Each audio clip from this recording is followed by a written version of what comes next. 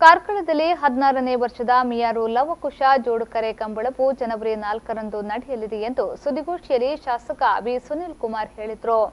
ಅವರು ಕಾರ್ಕಳದ ಪ್ರವಾಸಿ ಬಂಗಲೆಯಲ್ಲಿ ಸುದ್ದಿಗೋಷ್ಠಿ ನಡೆಸಿ ಮಾತನಾಡಿದರು. ತುಳುನಾಡಿನ ಜನಪ್ರಿಯ ಕಂಬಳ ಕ್ರೀಡೆಯನ್ನ ಯಶಸ್ವಿ ಮಾಡಬೇಕು.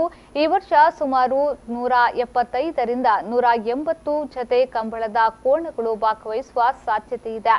ಈ ಸಂದರ್ಭದಲ್ಲಿ ನಮ್ಮ ತಾಲೂಕಿನಲ್ಲಿ ವಿಶಿಷ್ಟ ಸಾಧನೆಗೈದ ಪ್ರತಿಭಾವಂತರಿಗೆ ಕಂಬಳದ ವೇದಿಕೆಯಲ್ಲಿ ಸನ್ಮಾನಿಸಲಾಗುವುದೆಂದು ಹೇಳಿದರು. ವರ್ಷದ ಕಂಬಳ ಜನವರಿ 4ನೇ ತಾರೀಕು ಶನಿವಾರ ಆರಂಭ ಆಗ್ತಾ ಇದೆ. ಪ್ರತಿ ವರ್ಷದಂತೆ ಈ ವರ್ಷವೂ ಕೂಡ ಕಂಬಳವನ್ನು ಯಶಸ್ವಿ ಮಾಡಬೇಕು ಮತ್ತು ಕರಾವಳಿಯ ತುಳುನಾಡಿನ ಈ ಕ್ರೀಡೆಯನ್ನು ಪ್ರೋತ್ಸಾಹಿಸಬೇಕು ಅನ್ನುವಂಥ ಹಿನ್ನೆಲೆಯಿಂದ ವ್ಯವಸ್ಥಿತವಾದಂಥ ತಯಾರಿಯೊಂದಿಗೆ 4ನೇ ತಾರೀಕಿನಂದು ಆರಂಭ ಆಗುತ್ತೆ. ಈ ವರ್ಷ 175ರಿಂದ 180 ಜೊತೆ ಕೋಣಗಳು ಈ ಸ್ಪರ್ಧೆಯಲ್ಲಿ ಭಾಗವಹಿಸ್ಬೋದು ಅನ್ನುವಂತಹ ನಿರೀಕ್ಷೆ ಇದೆ. ವರ್ಷದಿಂದ ವರ್ಷಕ್ಕೆ ಸ್ಪರ್ಧೆಗೆ ಬರ್ತಾ ಇರುವಂಥ ಕೋಣದ ಸಂಖ್ಯೆಯು ಕೂಡ ಜಾಸ್ತಿ ಆಗ್ತಾ ಇರೋದನ್ನು ನಾನು ಸ್ವಾಗತಿಸ್ಕೊಳ್ತಾ, 10ನೇ ವರ್ಷದ ಕಂಬಳ ಆದಾಗ 100 ಗಡಿ ದಾಟಿತು ಅನ್ನುವಂಥ ಸಂತೋಷ ಆಗುತ್ತೆ ನಮಗಿತ್ತು.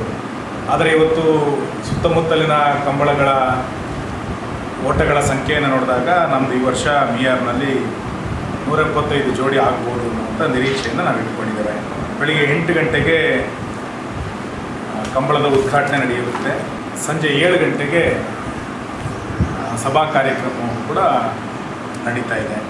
ಈ ಕಂಬಳದಲ್ಲಿ ನಮ್ಮ ತಾಲೂಕಿನಲ್ಲಿ ವಿಶಿಷ್ಟ ಸಾಧನೆ ಮಾಡಿದಂತಹ ಕೆಲವರನ್ನು ನಾವು ಕಂಬಳದ ಸಾರ್ವಜನಿಕ ಸಭೆಯಲ್ಲಿ ಸನ್ಮಾನ ಮಾಡ್ತಾ ಇದ್ದೇವೆ. ನಂತರ ಮಾತನಾಡಿದ ಕಂಬಳ ಅಕಾಡೆಮಿ ಅಧ್ಯಕ್ಷರಾದ ಗುಣಪಾಲ ಕಡಂಬ ಅವರು, ಕಂಬಳವನ್ನು 4 ವಿಭಾಗಗಳನ್ನಾಗಿ ವಿಂಗಡಿಸಿ 14 ಗಂಟೆಯೊಳಗೆ ಕಂಬಳವನ್ನು ಮುಗಿಸುವ ಪ್ರಯತ್ನವನ್ನ ಮಾಡುತ್ತೇವೆ. ಇದಕ್ಕೆ ಕಂಬಳದ ಸಂಘಟಕರು ಸಹಕಾರ ನೀಡಬೇಕು ಎಂದು ಹೇಳಿದರು. 4 ವಿಭಾಗಗಳು, ಹಿರಿಯ ಮತ್ತು ಕಿರಿಯ ಸೇರಿದರೆ 6 ವಿಭಾಗಗಳಾಗಿದೆ. ಇದನ್ನು 24 ಗಂಟೆಯೊಳಗೆ ಮುಗಿಸಬೇಕು ಅನ್ನುವಂಥ ಜವಾಬ್ದಾರಿ ಸಂಘಟಕರ ಮೇಲಿದೆ.